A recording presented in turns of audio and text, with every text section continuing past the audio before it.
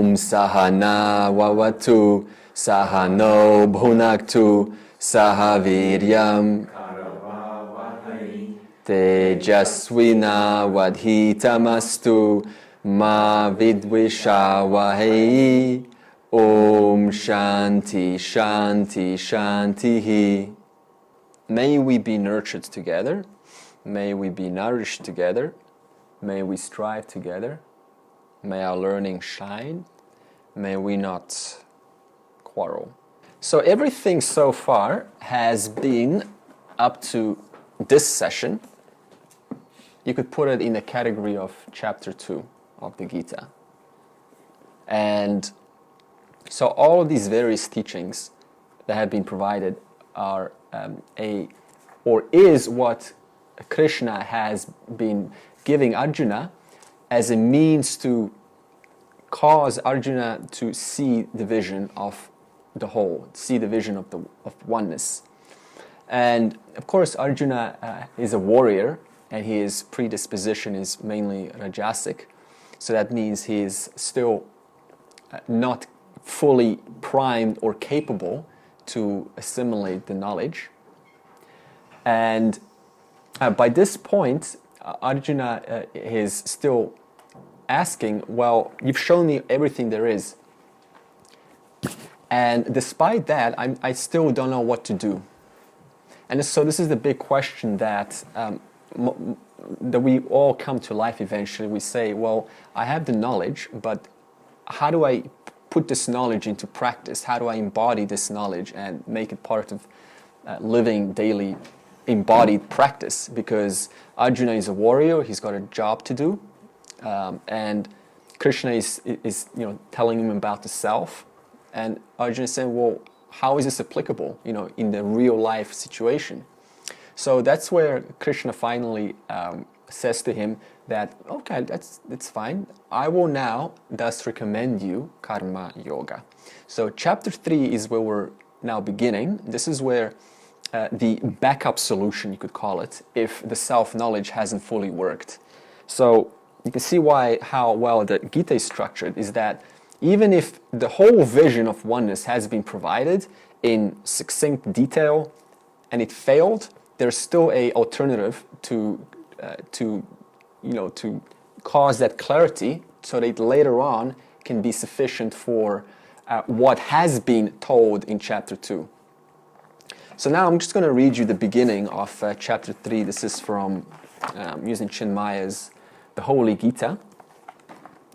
So far, Shri Krishna argued against Arjuna's decision not to fight, but to renounce the glory of success and retire to the quietude of the jungle, to live there the life of a monk, seeking the divine.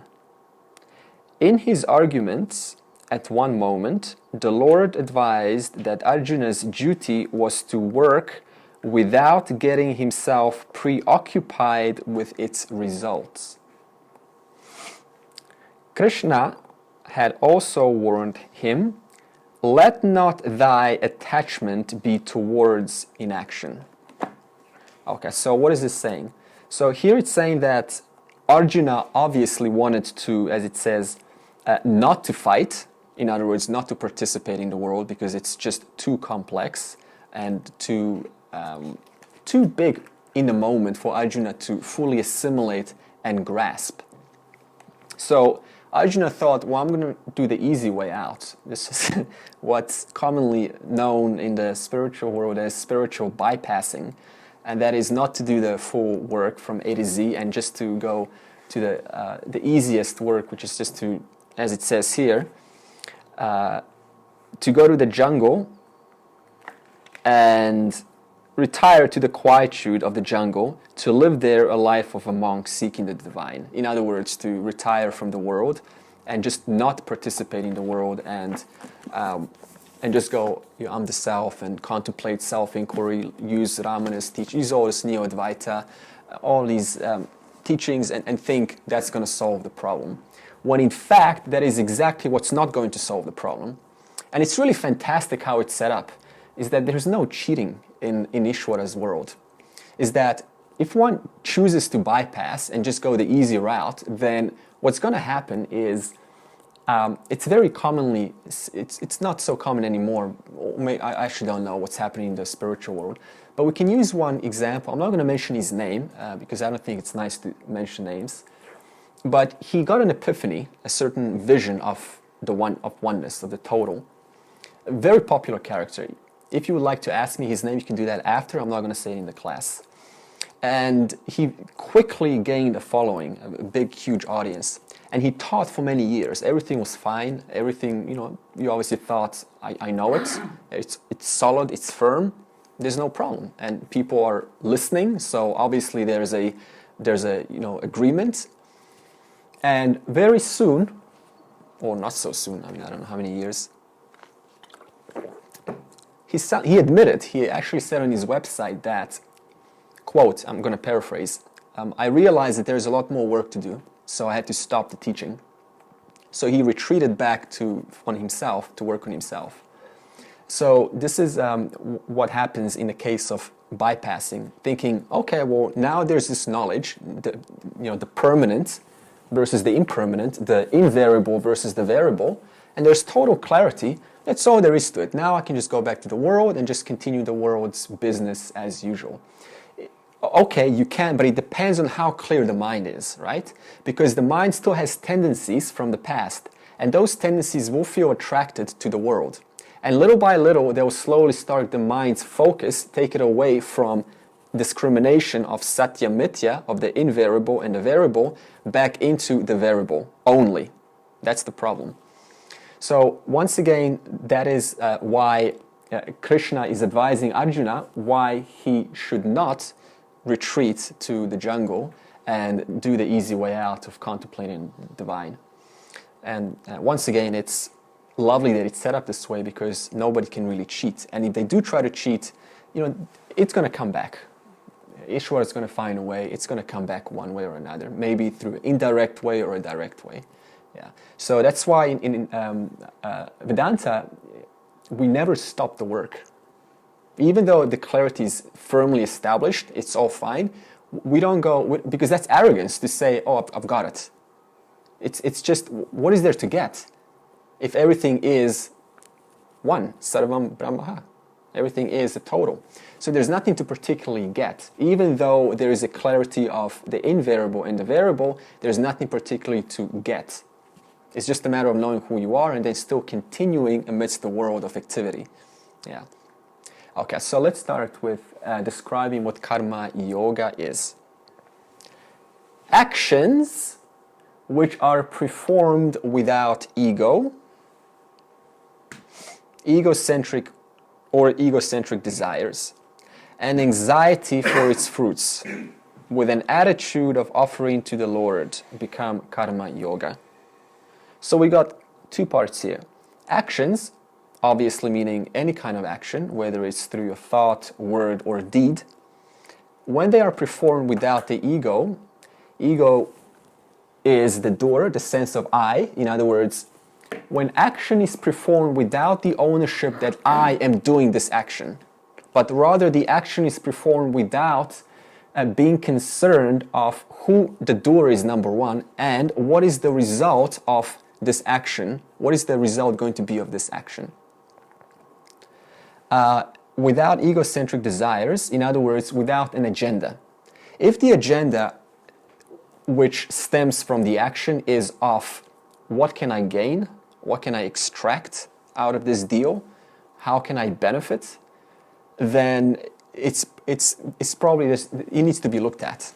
It doesn't mean that one is not allowed to think like that, because let's face it, it's not like I'm not concerned about who comes or not. There's still a caring that you guys are listening, and you still care that someone's speaking and has a structure to it. So yes, there is still a benefit, as an agenda, but it's not as in entirely about me. It's me, but it includes the whole. It's you, but it includes the whole. So that's what we mean by without egocentric desires. Or the anxiety for its fruits. In other words, without the anxiety or the concern or the worry or the expectation about how is what I'm about to do going to turn out in such a way that it's for my favor. Because, well, all we're saying here is that that kind of thinking doesn't work. And here's why.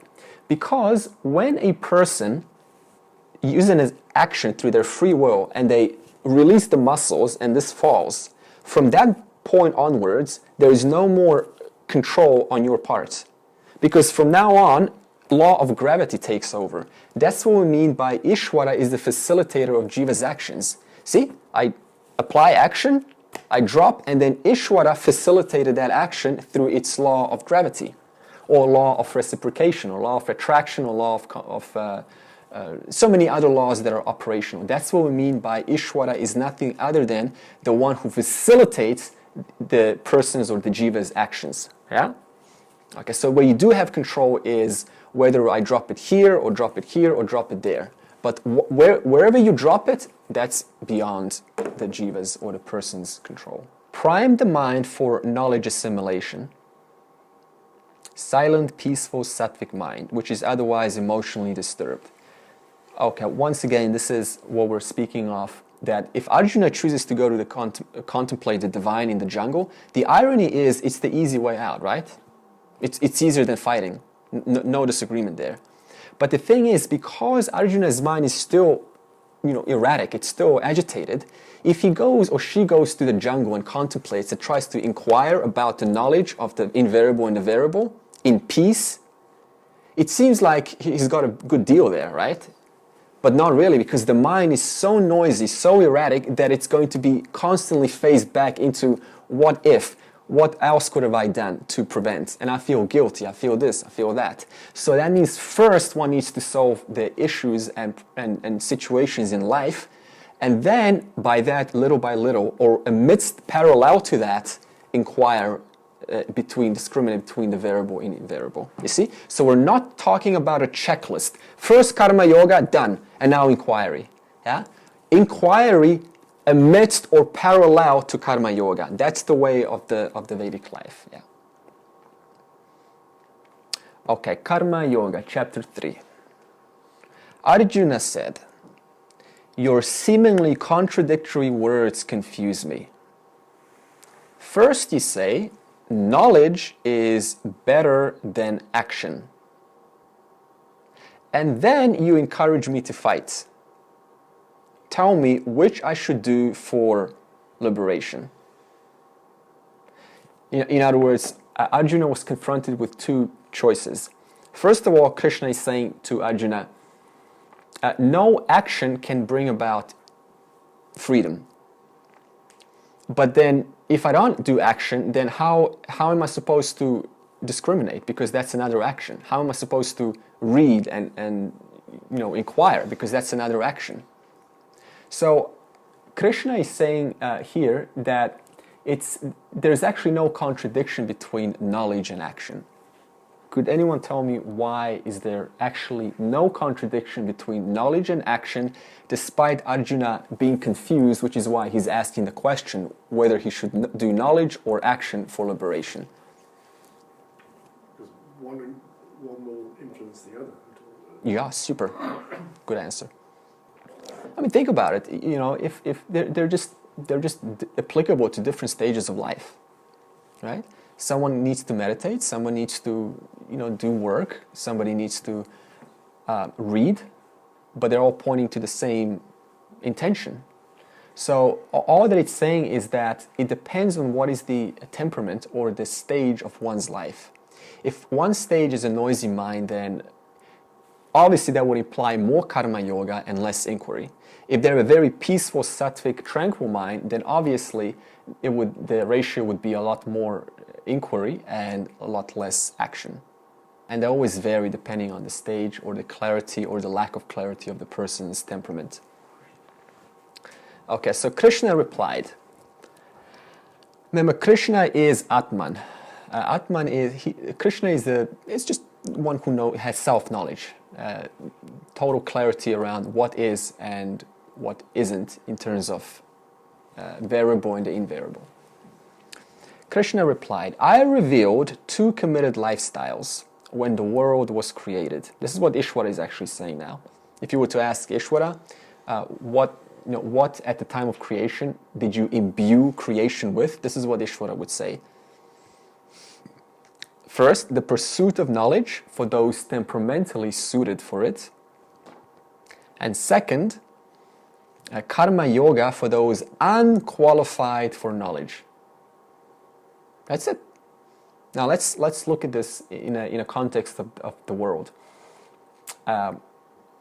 Just generally to give it some clarity in terms of category.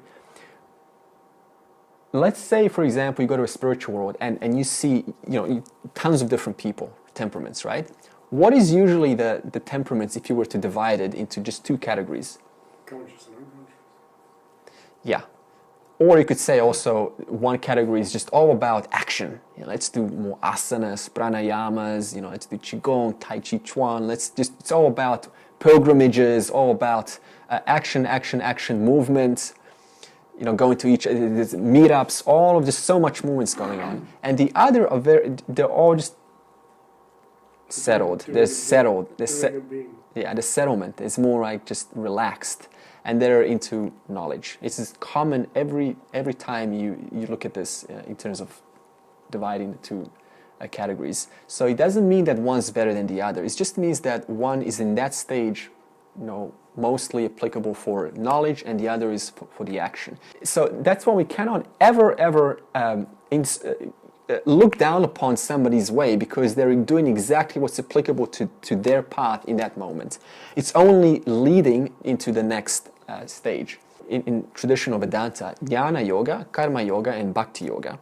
Now, including Raja Yoga, by the way, they all actually lead to the final path, to the highest path, which is Jnana Yoga. Because there's nothing you can do to be the self, because why? You already are the self. There's nothing you can do to get what you already have, right? And you already have yourself in a form of the self-evident I. That's how you know you exist, because you exist. There's nothing I can tell you to say that you exist. You already know that. That existence is Satyam, Atman. Okay, so Krishna is once again saying two committed lifestyles. One for pursuit of knowledge and two for karma yoga. Obviously, we're here for the pursuit of knowledge.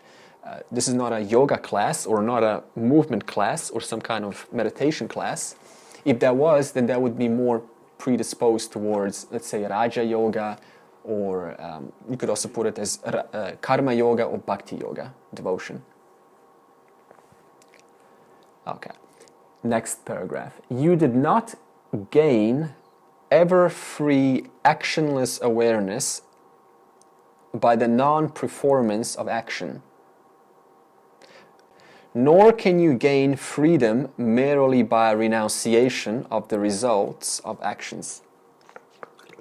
Okay, let's do the first line.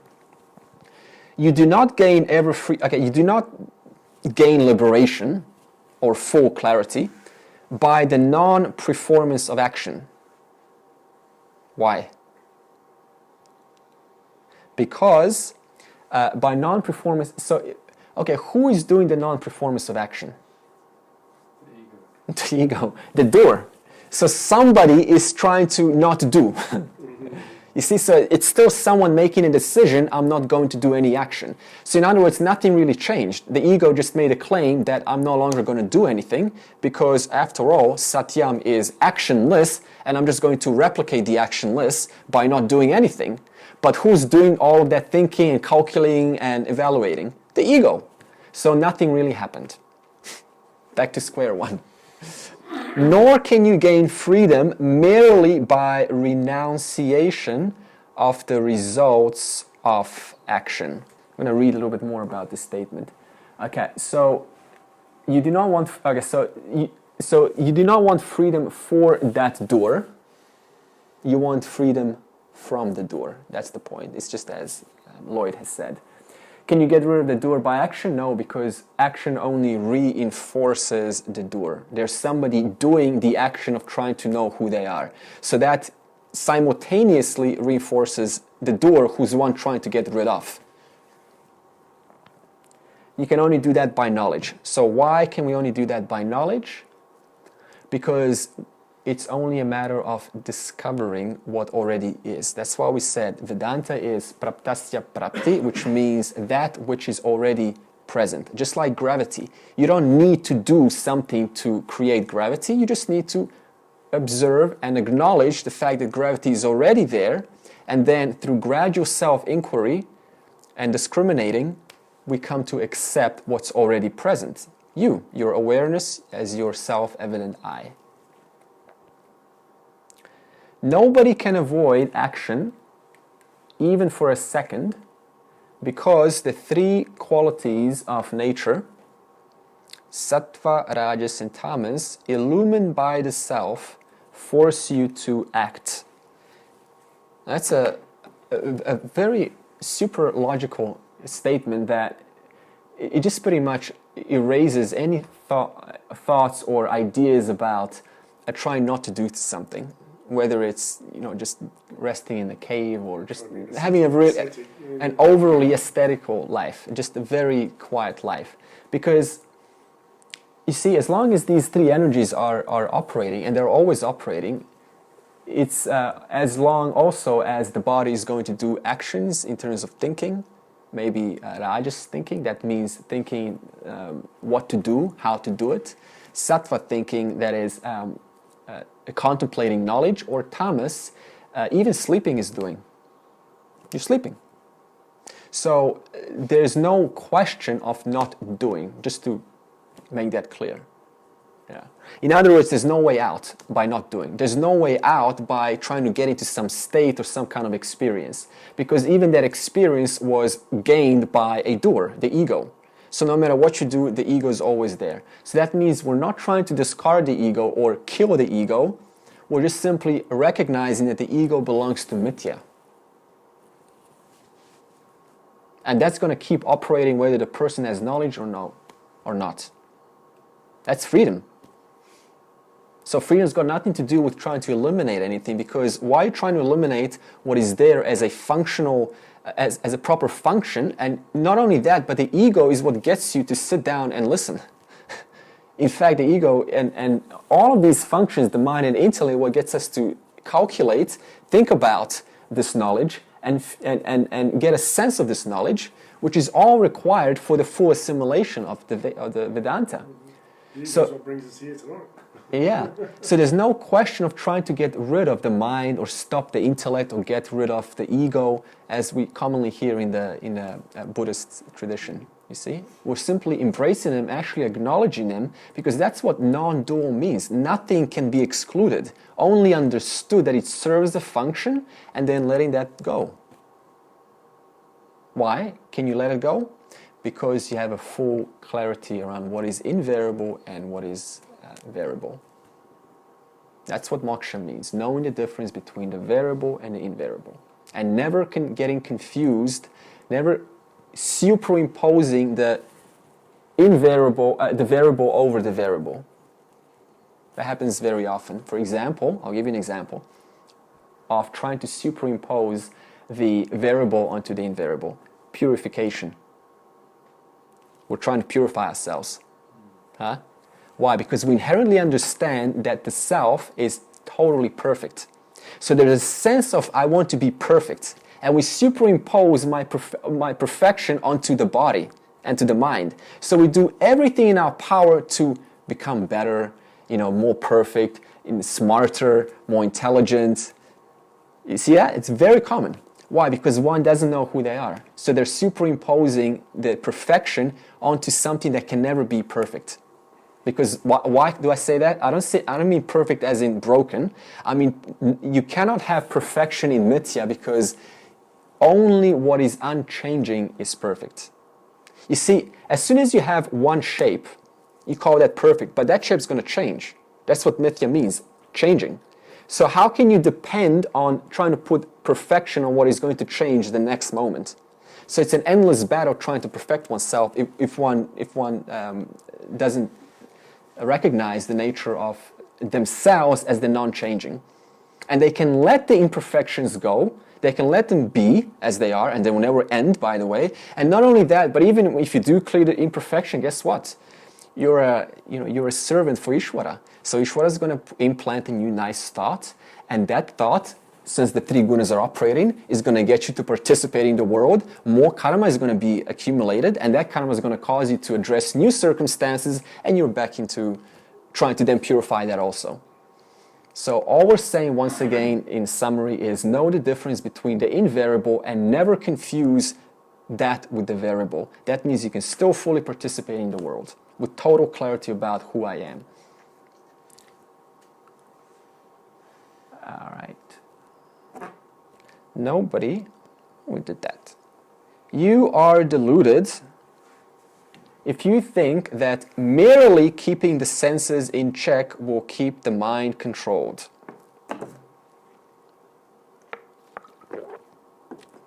Okay, that's because, okay, question. Why is one sort of deluded or not entirely complete in their understanding if they entirely put all of their control in their senses? You know, like don't look at pretty ladies. your mind's going to get all contaminated. Why is that not a proper way of looking at it? Just whatever comes, tell me. Because it's denying Ishvara. Yeah, perfect. And also, besides denying Ishvara, in other words, they're rejecting themselves. You know, it's appearing, whatever appearance, it's appearing in you. It's not appearing out there. We did this experiment with the reflection. Remember that? And then the light reflects. It enters your brain, right? I'm going to do this again. Where is this? Where is this object? Yeah. Yeah, simple. So the light is reflecting off the object, and it's entering your retina, and the retina, it's upside down, and then it enters the back of the brain. So that means it's in your brain. So now the question, in your subtle body. So the question is, how far are you meaning that one which witnesses, away from this object? It's no distance. Yeah, so that's what I mean when it's all happening in you. There's no out there. It's just that we haven't inquired about this simple, very good Vedantic example, and it appears that things are out there, but they're not. The reason why one can be deluded is it's the mind's job to communicate with the world. It has to communicate with the world. That's how it operates. So, and because it's always exposed to views, to nice, pretty things, to smells, to sounds. So what's the point of trying to restrict that? Because everything's always exposed. Your mind is always exposed to new senses. So it's not a matter of trying to get the mind stop the senses, because the mind just naturally is always seeing the world through its five senses. Yeah. Okay. But if you control the sense organs with karma yoga attitude, you will gradually bring the mind to heal, to control.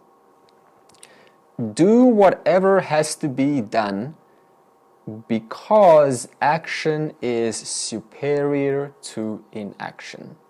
Okay, so here it's saying, but if you control the sense organs with the karma yoga, okay, so what's the difference with trying to, in the old traditional style, just not look at things, be away from the world, versus the karma yoga attitude of controlling the senses? The difference is that, was it you, Mike, what it said? Ishvara is all around. So whatever I participate with, the simple understanding is I'm simply participating with the entire ocean. And I am just a wave, one wave of that entire ocean. So no matter where I look around me, all I'm seeing is different forms of waves. And this one that's observing is also another form of wave. But whether it's this one that's observing is looking inwards or looking outwards, that is, if this wave is looking within itself or looking into those other waves, what's the commonality in this wave, the entire ocean, and all the other waves? The commonality is H2O. That pervades not only this wave, but the entire ocean, a metaphor for Ishvara, and also pervades every other single form. And also forms, when I say other ways, not only other people, but every other object. So everything you're looking at can be like metaphorically compared to a wave. But knowing it's all pervaded by that same substance, consciousness, therefore there is only consciousness. That's what Shankaracharya says in his bhashyas. Can I ask you a question? Just, is there a subtle difference between the senses and the sense organs? Or are they the same? Okay, the sense, there's external and internal. The external is sense organs. No, sense instruments. That's the external one. So an ear is sense instrument. The faculty which makes the hearing possible is in the subtle body. That's called a sense organ. That is why where the eye can be damaged, the physical eye can be damaged, the sense instrument, and you can still repair the eye, and then, if that's possible, or repair the ear, and then the ear is going to hear properly. But if the sense instrument was malfunctioning, then no matter how perfect the eyes are, or the ears, or whatever, the nose, then there will be no sense of possibility to recognize that sense, because the subtle body has a malfunction. One example of this is, it can happen in brain damage, for example, and certain receptors are not communicating anymore.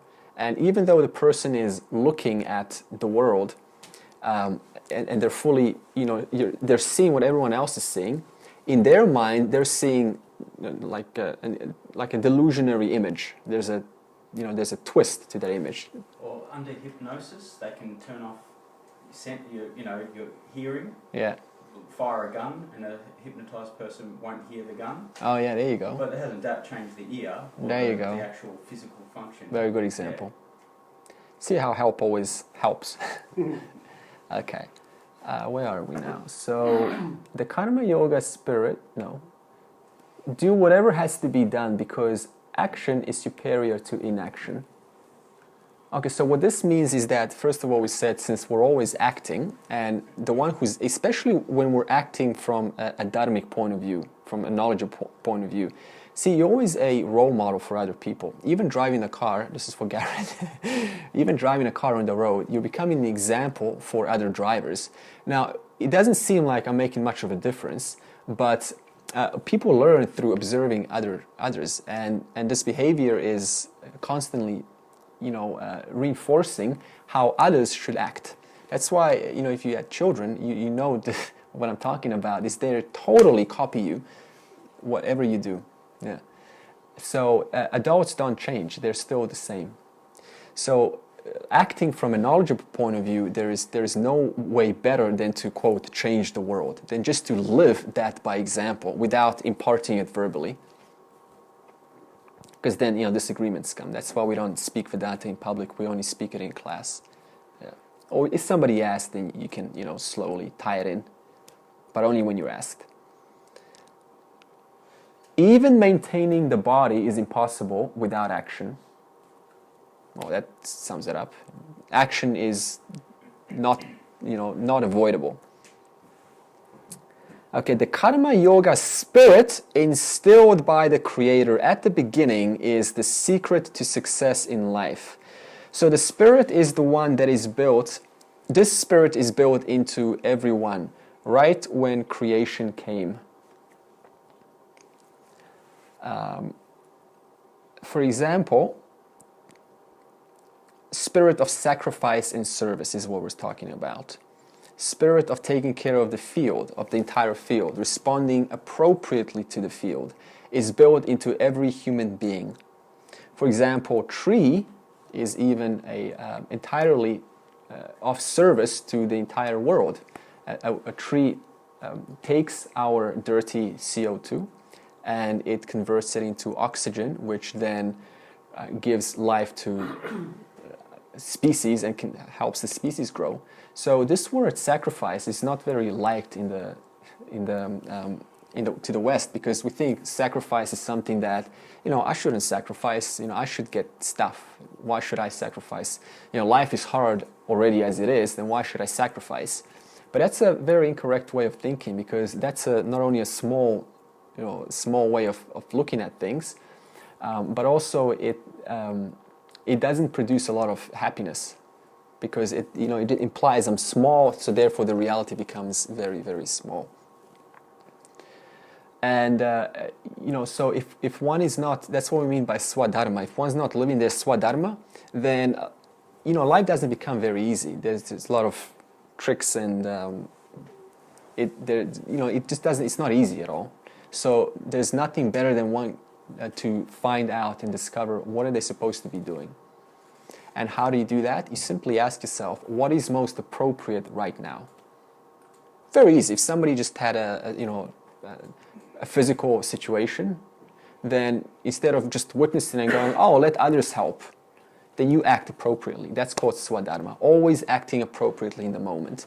One time I remember, I was long time ago, I was like 17, and I was walking, just got out of the mall, and two people started to fight.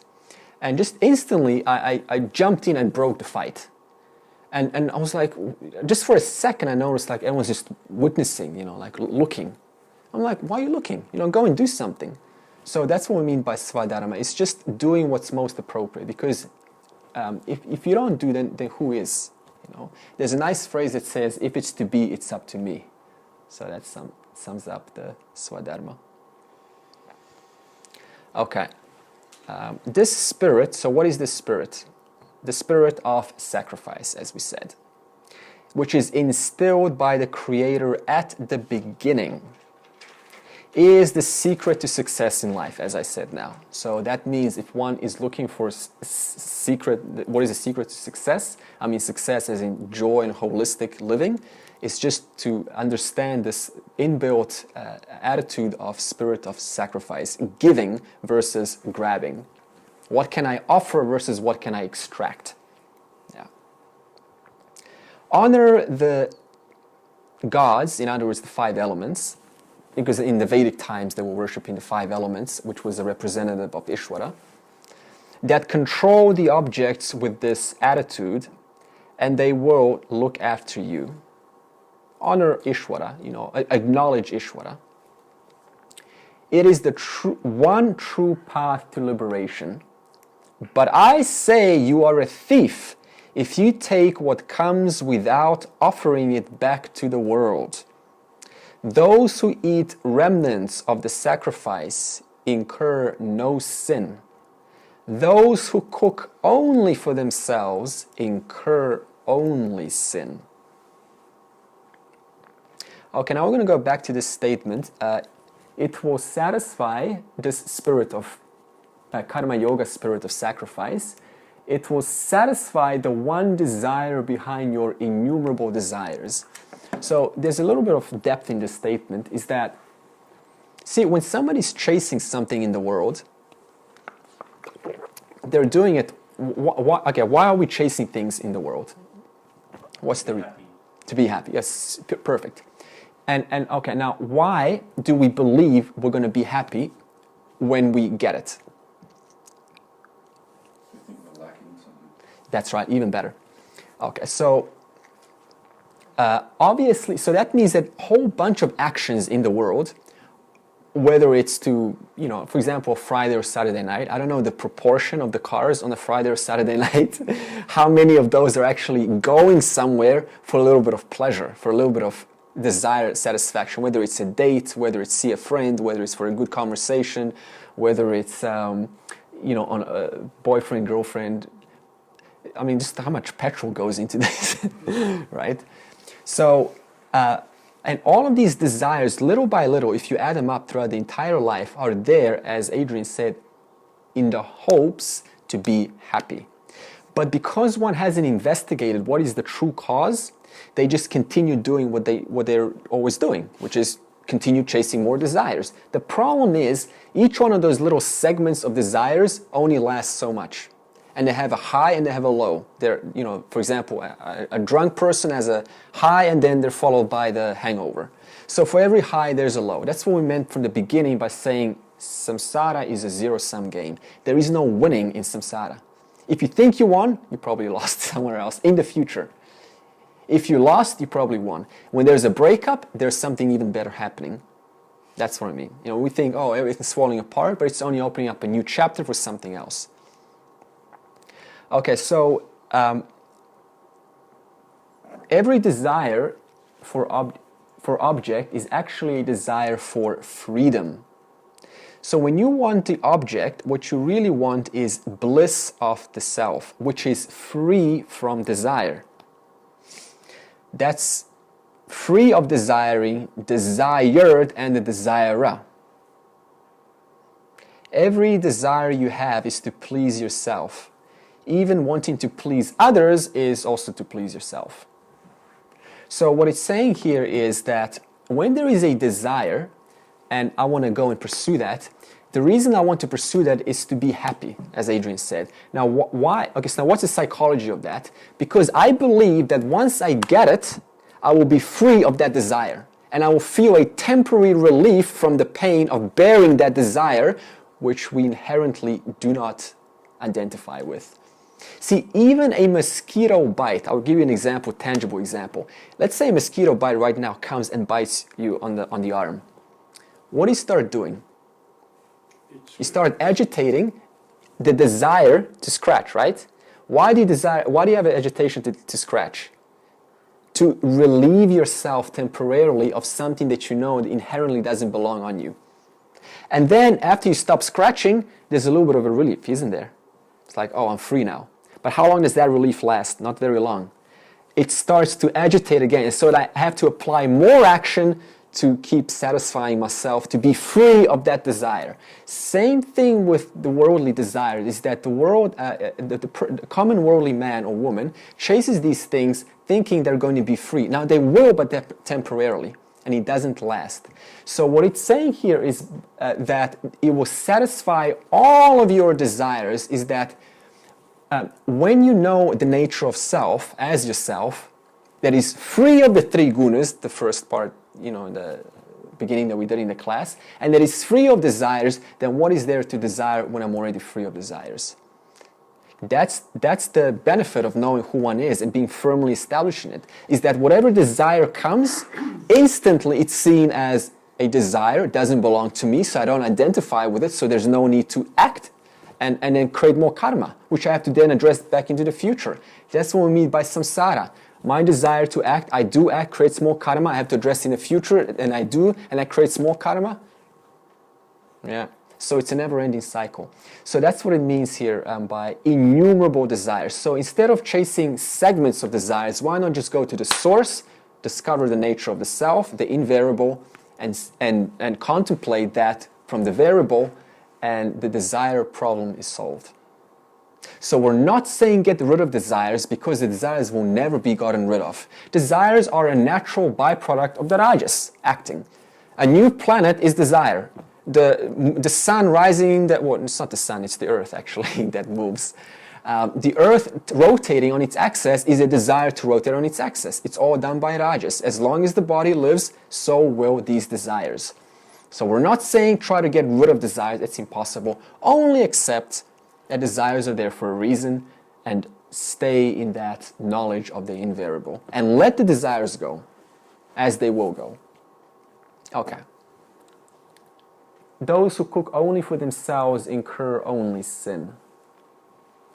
In other words, one who is, of the selfish nature of what will I get, incur only sin. Because not only is it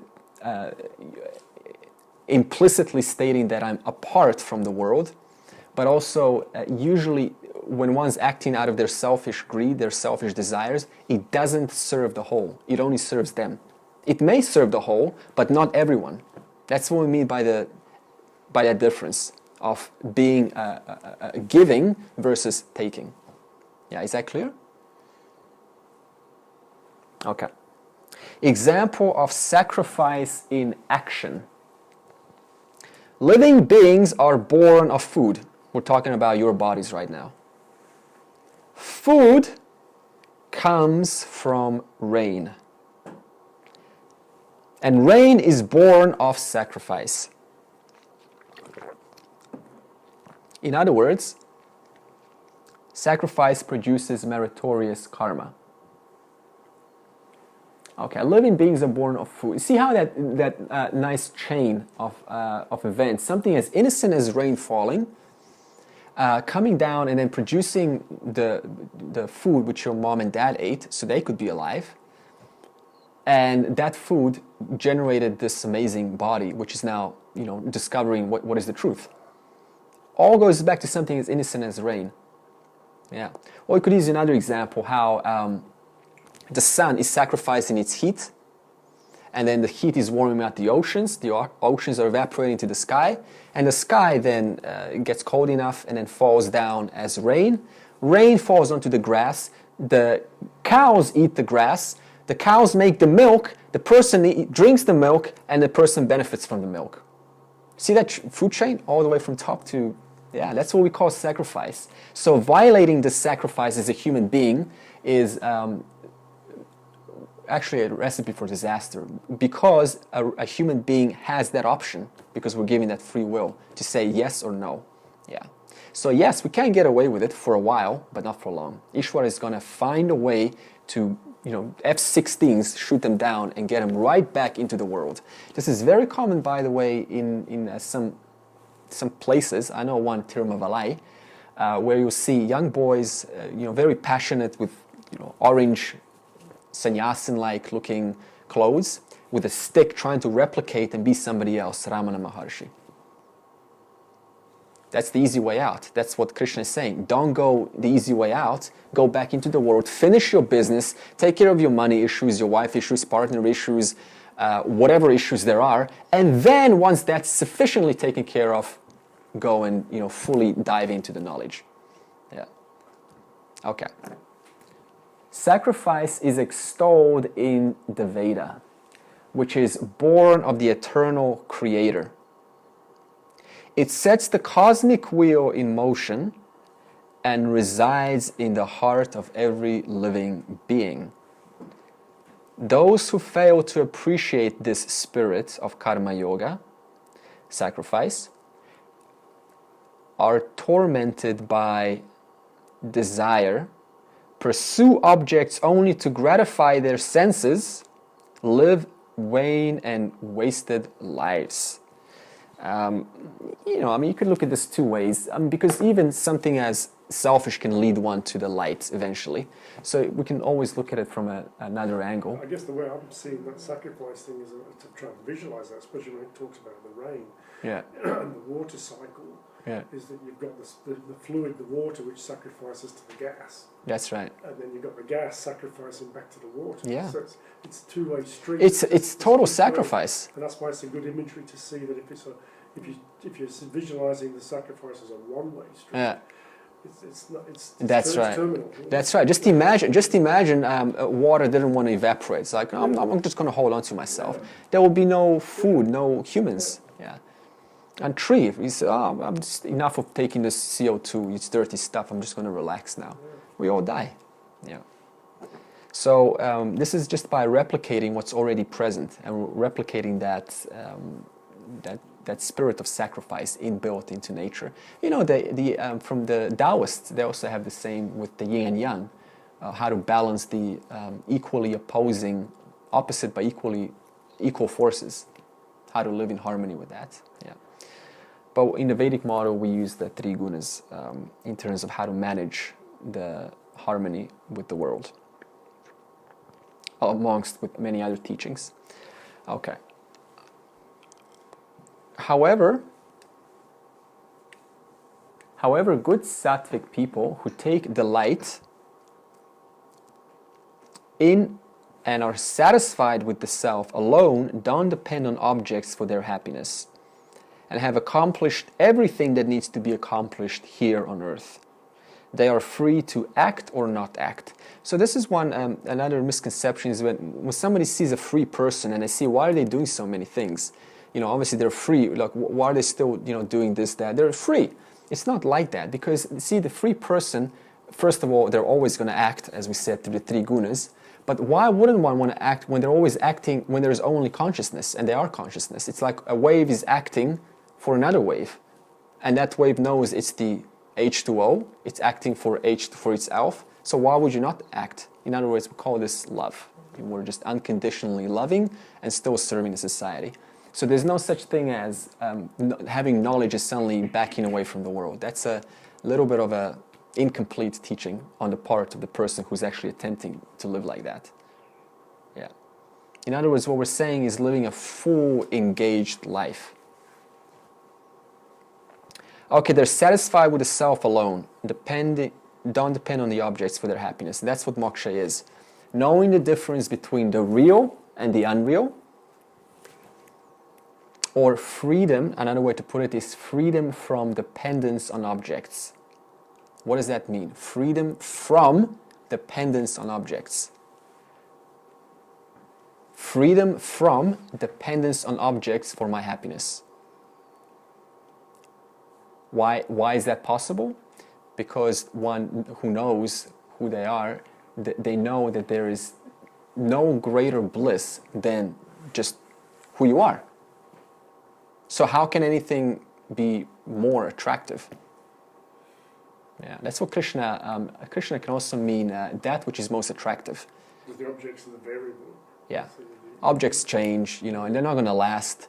So, so you could say a wise person can even rationalize in the beginning, this too shall pass, this is all appearing in me anyway, and I am the witness of this. Without me, my presence, this will not be known. So why am I giving the joy to that object instead of just acknowledging from whence the joy is coming from me?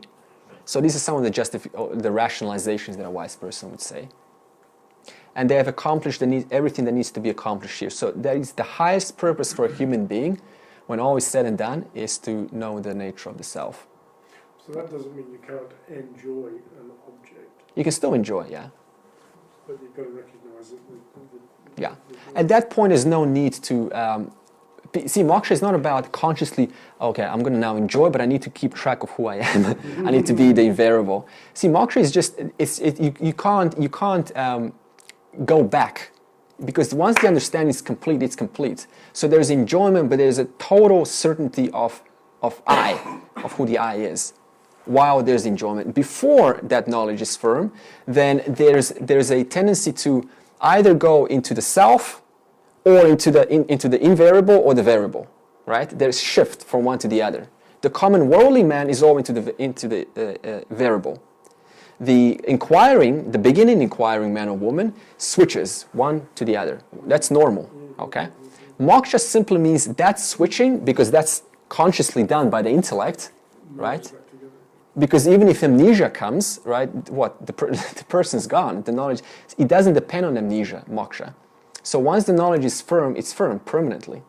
Yeah, that's the only difference between the beginner inquirer and one who's firmly established in the knowledge. Therefore, always do action without attachment to the result and gain the highest good. Even if you don't need to act, you should act because you are a role model. What you do, people do.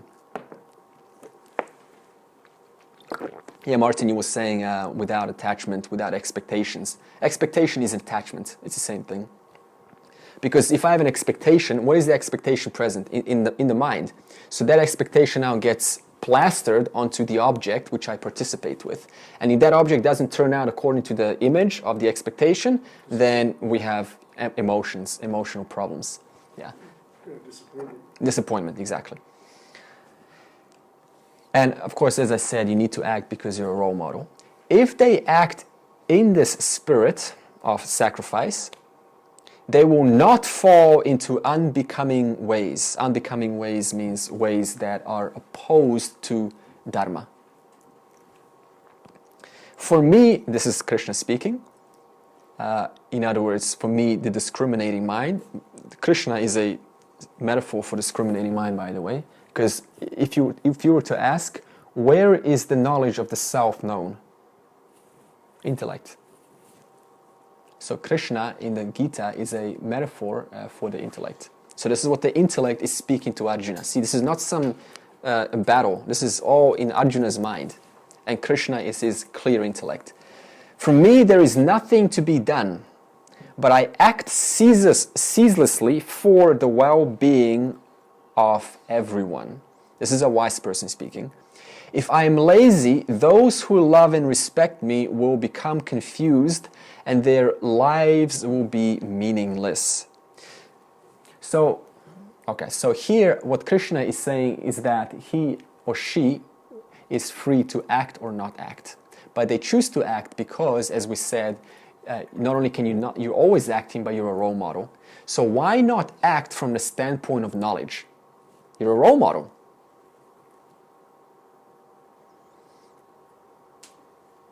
Those who have this knowledge should not disturb the understanding of those action-driven people who don't, but by example should encourage them to act in this spirit. Yeah, this is a nice one. In other words, if we encounter someone who is decently knowledgeable, let's say in yoga, because it's a different world, by the way, yoga world, from the standpoint of Patanjali Yoga Sutra. If we suddenly start to, say how, this yoga, you have to move on, from the yoga business. You should, try Vedanta. It's not going to go very well at all. And it's not our place. They didn't ask, first of all. And that's just projecting what I would like. It's an expectation. It's an attachment. See, the one who's free has no need to project because they're free. They're free. They know it's mithya. It's changing. That person is not going to be there in 5 minutes when they say goodbye to each other. So why are they going to get caught up trying to explain anything? See, that's what a wise person is, so they don't get involved in these things. Only if somebody asks, what is Vedanta? Then you say, here's what Vedanta is, here's some of the things that I like.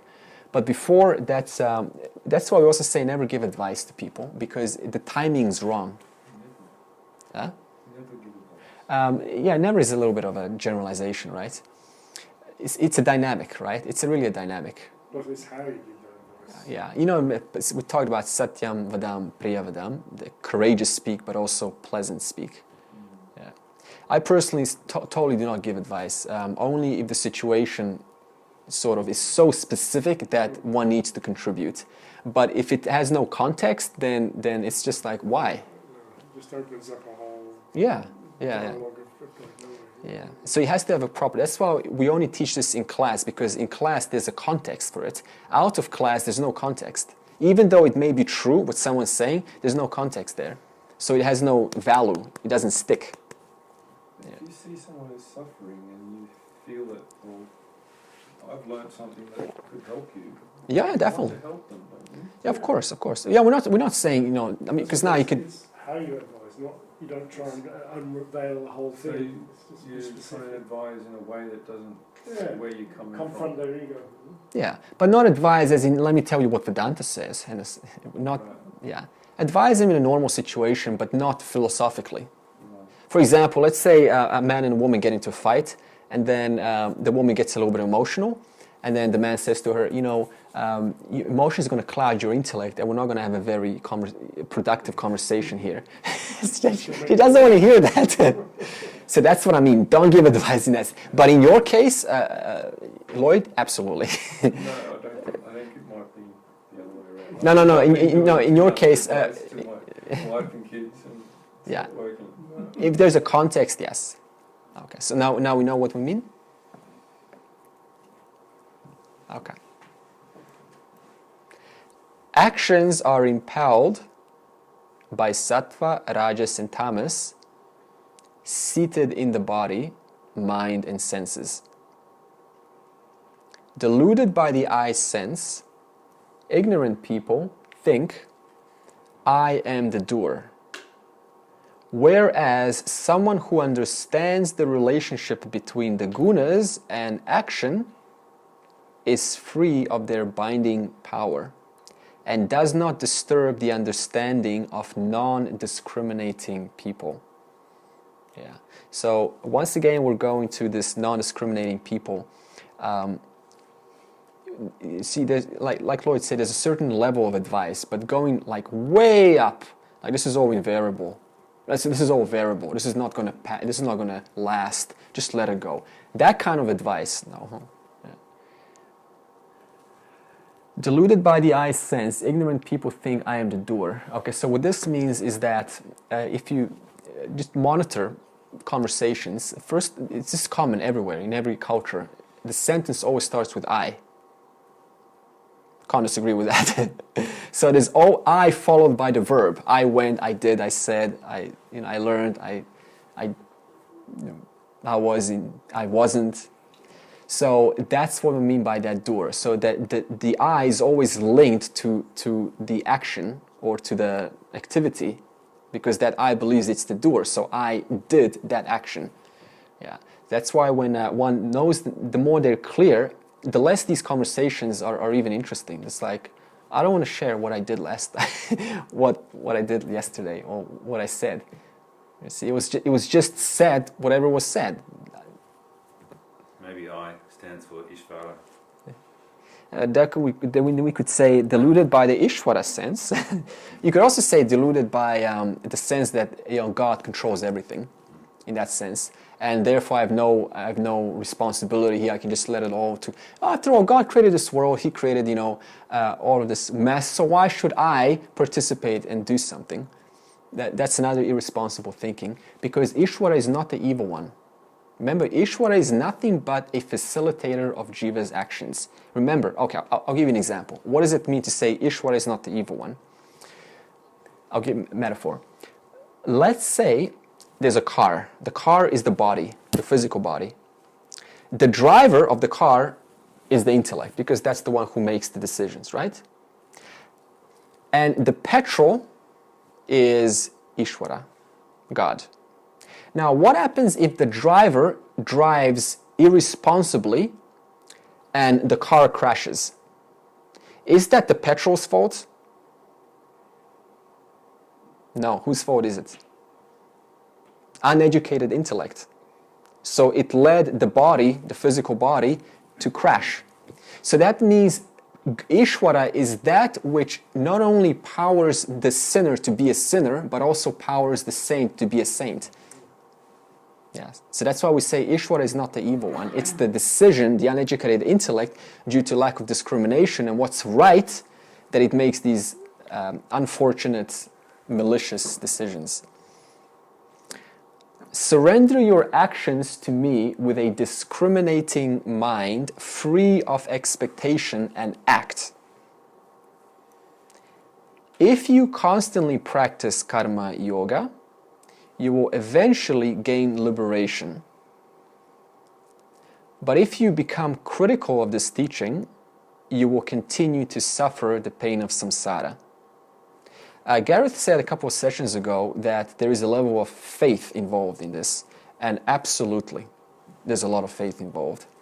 So the reason I say that is because some ideas initially, I understand, may not sound believable, or some teachings that like, I've never heard this before, it doesn't quite match. But see, Vedanta is all about revealing the common experience of everyone once it's investigated. So if it's not believed initially, one has to have faith at least in the beginning. That's the difference between one who succeeds at this or not. Is I call it childlike gullibility. They're just gullible to receiving. And so it works because we're sharing the Upanishads, we're sharing the scriptures which have sustained themselves for thousands of years, and it's the common experience of every enlightened individual. So why not put faith into that? Yeah. Okay, so that was just a comment for not becoming critical of the teaching. And also it says here, karma yoga will eventually gain, if you follow karma yoga, you will eventually gain liberation. Yes and no. That's a little tricky one, because karma yoga, remember what I said, action cannot lead to discovery of giving you something that you already have. Only knowledge can. So karma yoga, it's more accurate to say, can lead to moksha in a sense of purifying the mind. With the knowledge. So that knowledge. Before about the knowledge and influencing. That's right. So that the knowledge can take hold. So that the knowledge can take place. So therefore, karma yoga leads to liberation, and therefore we can say it also, therefore one gains liberation, but only if it's supported by jnana kanda, by the Upanishads. If not, then it's just going to end up into that statement, quote, living vain and wasted lives. Yeah. Because remember, the highest purpose of a human's existence on earth is to recognize who they are. That's it.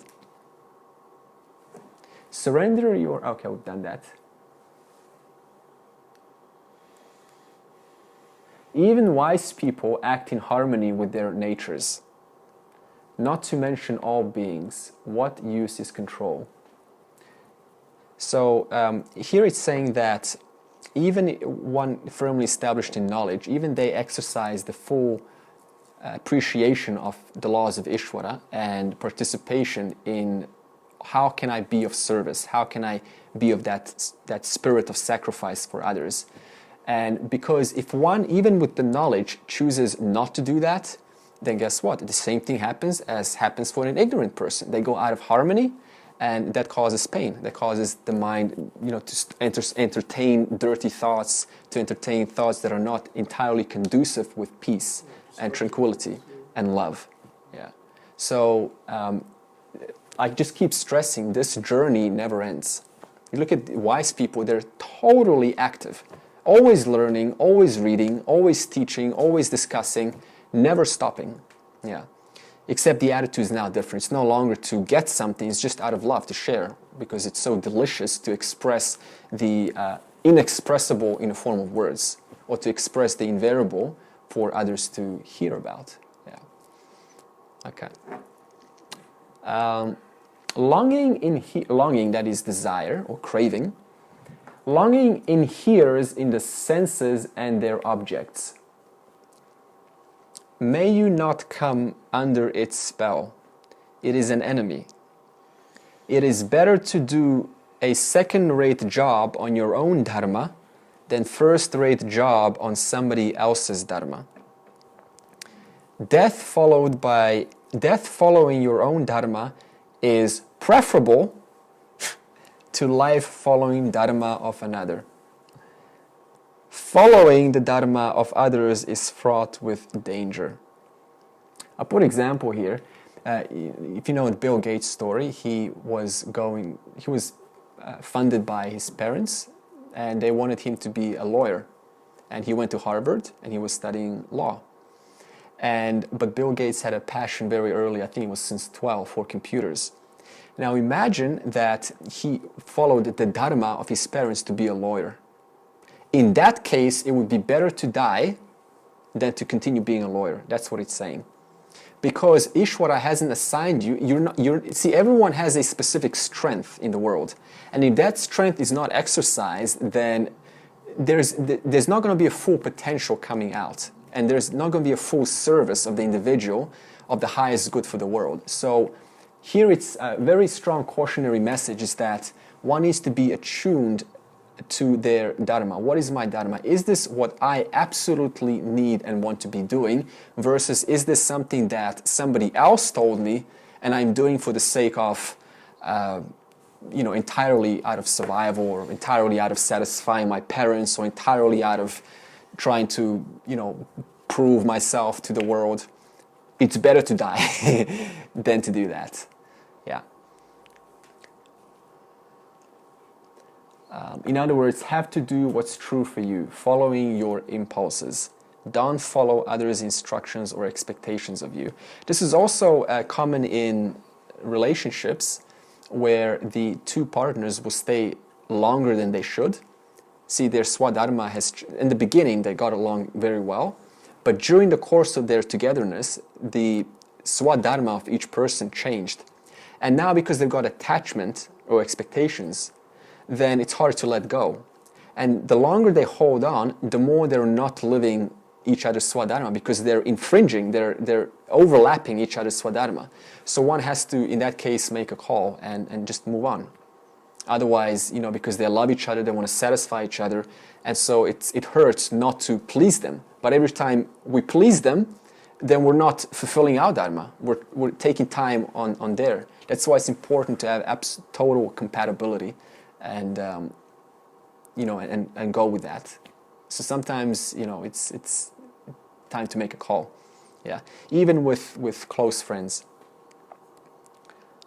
All right. I'm going to do a little bit of the bottom to introduce us to the three gunas. Arjuna said, what is that terrible force that causes self-insulting actions even though there is a strong desire to the contrary?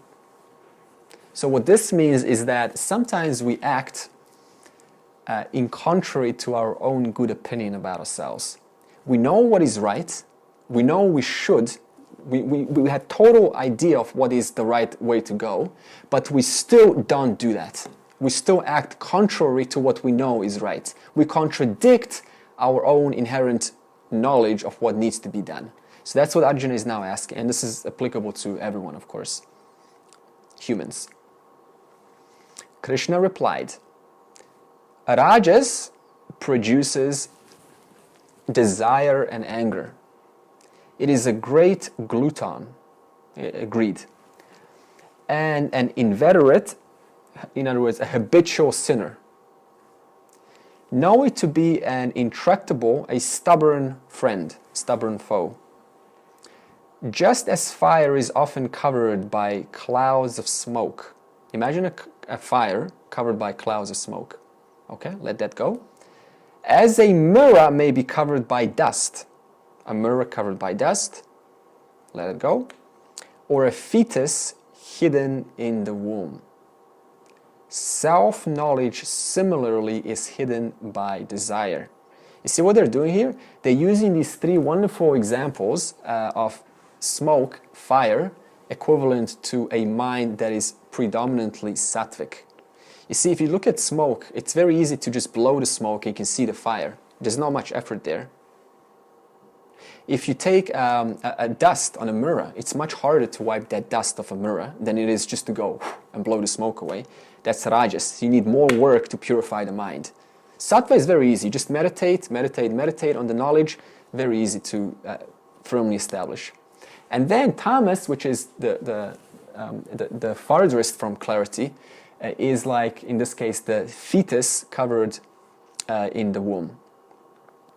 Okay, I'll give you now an introduction to the three gunas. How are we feeling so far? Yeah, good. Okay, good. We can go on for another 10 minutes.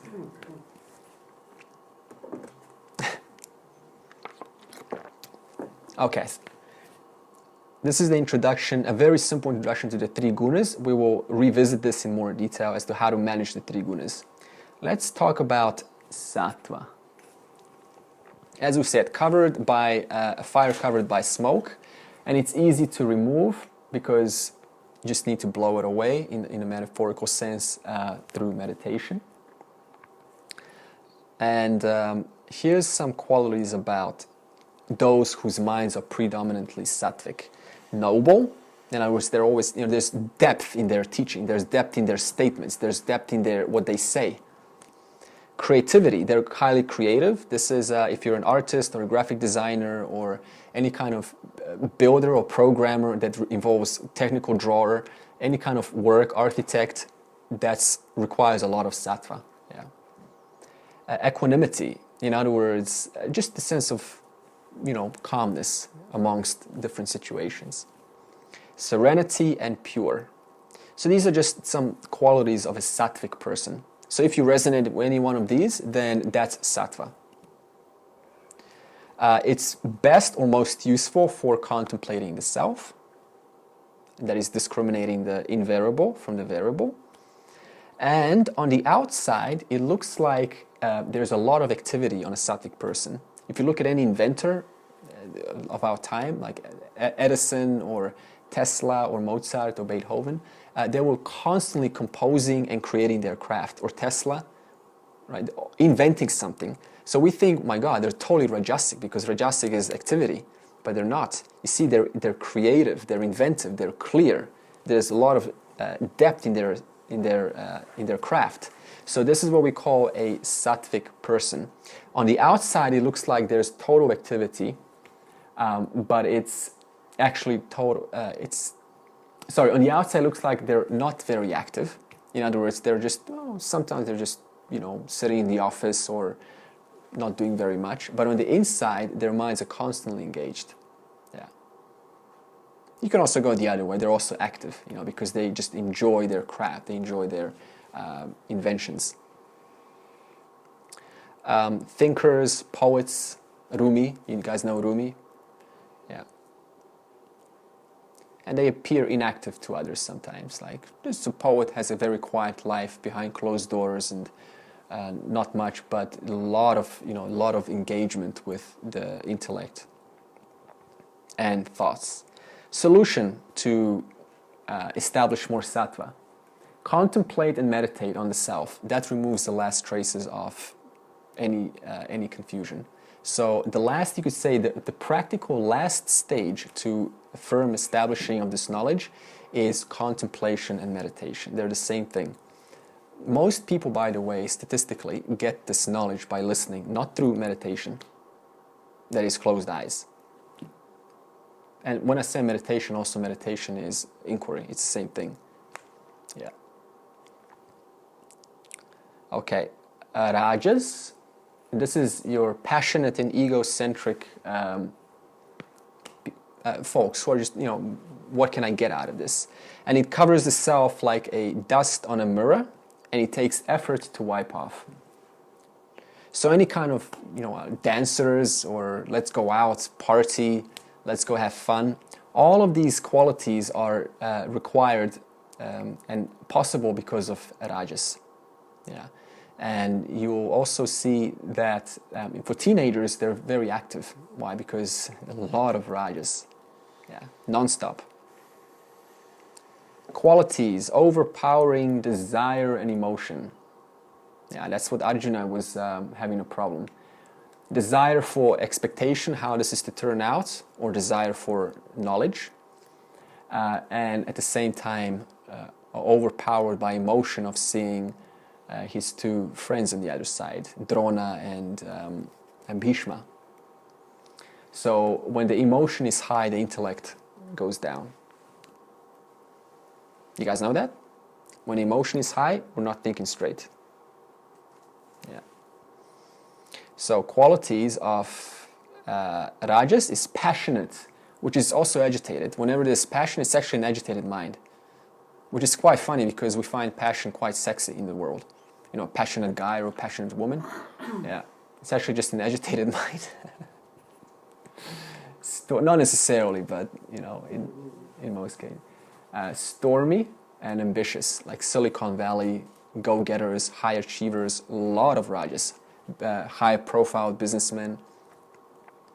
Activity, it's like a fan in motion, a lot of movement. And lastly, okay, so the solution, how to convert, because see, your whole point here is to convert rajas into sattva and tamas into rajas. In other words, tamas into rajas and rajas into tamas. Sorry, rajas into sattva. That's the point here. See, there's a teaching of practicality, how to use this in one's life. Why? Because you need sattvic mind for, as we said in the beginning, for contemplating the self. Okay, so now here's a solution how to turn a moving rajasic mind into a sattvic. Redirect activity to Ishvara through karma yoga. That's an example of still in the world, but no matter what is being done, one's vision is always on Ishvara. Yeah, why? Because you and Ishvara are inseparable. Remember this, we said jumper, wool, they're inseparable. So if I put my eye on Ishvara, I'm also putting my eye on myself. That's the idea. And tamasic, this is a lethargic, tired, dull person. You've seen teenagers who speak very like, I don't care, man. I don't know. Just like apathetic. There's not much life there. This is where there's the excess tamas. So it covers the intellect and it covers the emotions. So they're numb to the environment. Very vicious and egotistic. Also, it covers the self like a fetus in the womb. And it needs a lot of time and patience to purify. Very interesting is you'll notice around 8 o'clock onwards, even 7 onwards, what do we most say as a worldly person or woman? Let's go out. When there is excess tamas, then the body and the intention, the desire, is for tactile sensation. So that one wants to engage and experience pleasure. So that's why we say, let's go out. Let's go out. And when we say that, what do we mean? Do we say, let's go out and build a house? No. Do we say, let's go out and conversation of how to change the world? Let's go out and build something? No. Let's go out for a date, for a dance, for a nightclub, for enjoyment. Huh? Yeah. Tamas is, so that we all go out and tamas is there. And what happens during the night? Not much intellect. Huh? Very easy to converse, very easy to talk. But you can see how this tamas predominant changes people's behavior. Yeah. About tamas, it's inactivity, it's motionless. So as I said, it's apathetic, like just lethargic, tired. And some qualities are dullness, carelessness, always making mistakes, forgetting things, not being careful.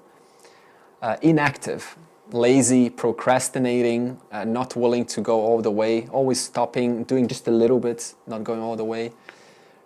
Inertia, not moving. Stubborn, laziness, and they lack purpose in consistency, that is being consistent with their sadhana, with their practice, but also their conversations are very shallow with the tamas.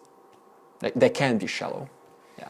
Now, the important thing to note here is nobody is just tamasic, sattvic or rajasic. They're always acting in different proportions, you see? And also it depends on one's vasanas or samskaras. Because if the samskara is to not take part in arguments, which requires a lot of rajas, if the samskara is not to take part in that, then obviously that's going to preserve more sattva. And therefore, you're going to end up being a much more person who people say, well, you're just creative all the time, you're just noble. You see so how even changing your desires affects the kind of guna that affects the mind, and that guna reinforces that behavior, right? So for example, if the behavior is to have fun, a lot of fun, and go get drunk, then that's rajas. Obviously, you need a lot of energy to go out, right? And then drink alcohol, and then that clouds even more tamas. Yeah, and that adds what kind of thoughts? Very shallow, talking about worldly objects, something that's easy to talk about. There's no depth.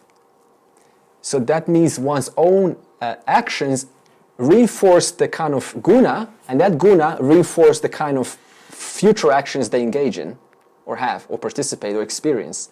So it's all linked. Yeah. Some of the solutions is to shake off tamas is with exercise or movement. That's why one common way, if you're into Tai Chi Chuan or Qigong, if one feels tired, they've got two choices. One, go to bed. Not a good idea, actually. It's not the best way. It can be. They say take a nap, that's the best way. But it's not the only way. So play around. There's a way of certain exercises, breathing exercises, meditating. I meditate for 20 minutes. I can go on for an extra 10 hours. But if I go to bed and I wake up, I'll wake up tired. So you got to experiment with different ways how to get yourself out of that lethargic. Some drink coffee. It may not be the best way. You see, pranayama may work. There's breath of fire things. So this is where you can engage and look for some energy building exercises. Yeah. But the whole point here is to snap yourself out of tamas through different activities, as I just discussed, from tamas, so that you can go into rajas, and then from rajas purify that overstimulated desire and passion and wanting to get out into the world and just be everywhere. Purify that slowly, as we said, through looking at everything as Ishvara. And then that's going to eventually get the mind to a sattva. And a sattva mind is absolutely required, compulsory for discrimination of the real from the unreal. Okay, so now we have an introduction how powerful and how useful these rajas are once understood and seen how the whole world is actually under the influence of one or the other. It's not used to judge people, by the way. It's the worst way to use it. It's just for your own self-management. Yeah. Yoga, for example, what's the word of yoga? Is that tamas, rajas, or sattva? When I say yoga, I'm talking a lot of movements and a lot of Hatha yoga. hatha yoga, asana, pranayama, pilgrimages. Rajas, yeah. You have a lot of young people in yoga. Yeah, because they need to see, but they're doing it better than going to nightclub, for example. They're channeling their excess rajas into something that is going to condition their minds a little bit more towards more noble, something more noble. So we never ever judge or criticize someone's activity because it's the best they have in that moment. Yeah, we just honor them. But this is all for you. This is your own teaching. Okay, let's close.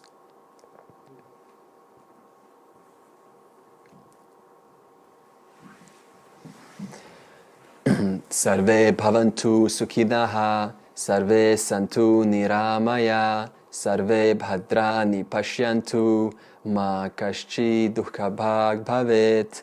Om shanti shanti shantihi. May all be happy, may all be free from illness, may all behold good things, may no one suffer. Peace.